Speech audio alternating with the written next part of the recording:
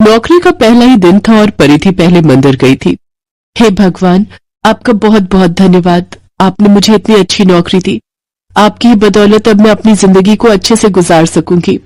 तभी वहां पंडित जी आते हैं और परिधि से कहते हैं, बेटा, अगर तुमने दर्शन कर लिए हो तो अब यहाँ से जल्दी घर चली जाओ। आसपास का माहौल कुछ ठीक नहीं है। परिधि को पंडित जी की बात समझ नहीं आती है, लेकिन वो उनसे कुछ भी पूछती उसके पहले ही पंडित जी वहां से चले जाते हैं। अरे ये क्या, ये पंडित जी क्या कह रहे थे? यहाँ क्या माहौल बिगड़ सकता है? ये सब सोचते हुए मंदिर से निकलकर परिधि आगे बढ़ती है और देखती है कि कुछ लोग आपस में झगड़ रहे थे। परिधि अपने पास में ही खड़ी एक औरत से पूछती है, ये क्या हो रहा है? भला ये लोग ऐसे झगड़ क्यों रहे हैं? अरे ये लोग हमारे इलाके के मंत्री के आदमी हैं और अपने आपसी झगड़े के कारण उन्होंने पूरी सड़क ब्लॉक कर रखी है और यहाँ से किसी का भी निकल पाना बहुत मुश्किल है। इन लोगों का तो ये रोज का नाटक हो गया है।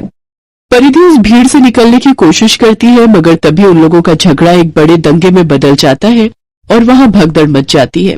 अभी पीछे से एक गाड़ी आती है और उसके ऊपर से चलकर चली जाती है। परिधि की मौत हो जाती है और वो एक चुड़ैल बन जाती है। अरे नहीं, ये सब क्या हो गया? आज से तो मैं अपनी जिंदगी की एक नई शुरुआत करने जा रही थी और आज ही मेरी जिंदगी खत्म हो गई। तभी उसके आसपास कई और भूत और चुड़ैले आ जाते हैं। तुम सब कौन हो? हम भी तुम्हारी तरह इन दंगों की वजह से मारे गए और ये सारी की सारी गलती उस मंत्री की है। इसने ये दंगे करवाए।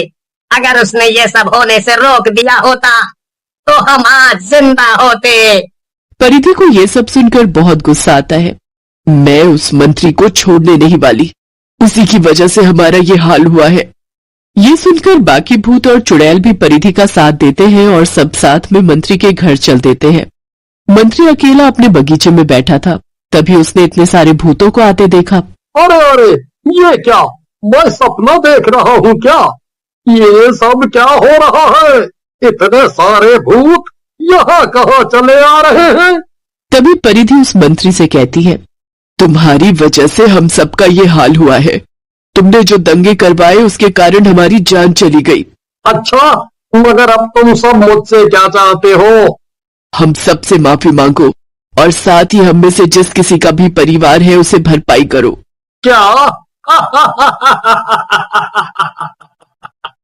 माफी, और वो भी भूत और चुड़ैलों से? तुम्हें क्या लगता है तुम पहले हो जिनकी जान मेरी वजह से गई है?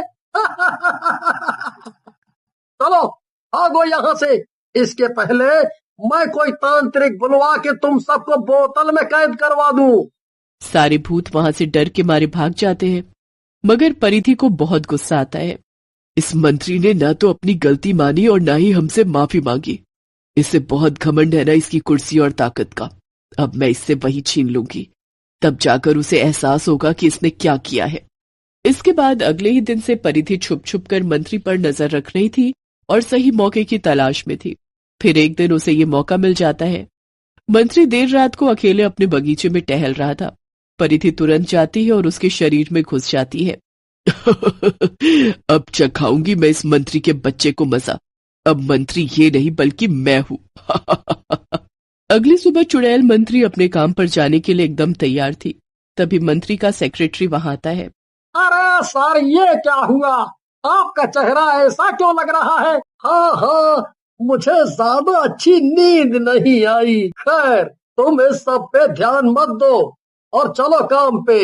आज कैबिनेट मंत्री से आपकी मीटिंग फिक्स हो गई है। आज आप उनसे पार्टी का सबसे बड़ा नेता बनने के बारे में बात कर लीजिएगा। हाँ। ये सब सुनकर मंत्री चुड़ैल मन ही मन सोचती है, ओह तो ये बात है, बिल्कुल सही टाइम पर आ रहे हैं कैबिनेट मंत्री साहब। इस लालची मंत्री की पोल खोलने का ये सबसे अच्छा मौका है। हाँ, मुझे सब याद है। चलो जल्दी चलो वरना देर हो जाएगी। फिर चुड़ैल मंत्री और सेक्रेटरी साथ में कैबिनेट मंत्री के ऑफिस के बाहर पहुंचकर उनका इंतजार करते हैं। थोड़ी देर में चुड़ैल मंत्री को अंदर बुलाया जाता है। आइए बैठिए, बताइए आपको मुझसे क्या काम था? जी सर, मुझे आपके सामने अपने राज खोलने थे। राज? कैसे राज? दरअसल मैं एक बहुत ही बेईमान और भ्रष्ट मंत्री हूँ। मैंने जनता को बहुत बेवकूफ बनाया है और बहुत घूस भी खाई है। कई लोगों को मेरी वजह से नुकसान हुआ है और कुछ लोगों की तो मेरी वजह से जान भी गई है। मैंने अभी हाल ही में दंगे करवाए थे। मैं चाहता हूँ आप मुझे कड़ी से कड़ी सजा दे। क्या? ये सब क्या बक रहे हो तुम होश में तो हो ना? कहीं तुम्हारा दिमाग तो खराब नहीं हो गया है?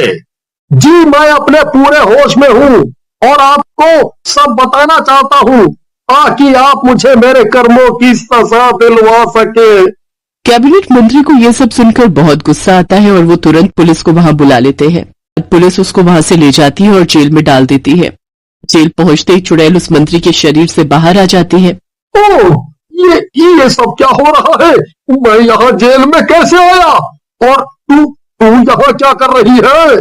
मंत्री जी, अब से यही आपका नया घर है। बहुत कर लिया आपने अपने महल में आराम, अब कुछ दिन यहाँ आराम फरमाइए। मंत्री को कुछ भी समझ नहीं आता मगर परिधि उसे सब बताती है कि कैसे उसके शरीर में घुसकर उसने अपनी और अपने साथ कई और लोगों की मौत का बदला ले लिया। हे भगवान, ये सब क्या हो गया? इस चुड़ैल ने तो मुझे बर्बाद कर दिया। मेरी जगह मंत्री बनकर इसने मेरे इतने सालों के किए कराए पर एक दिन में पानी फेर दिया। अब तेरे पास सारी जिंदगी पड़ी है, यहाँ जेल में बैठकर आराम से गिनना अपने सभी पाप।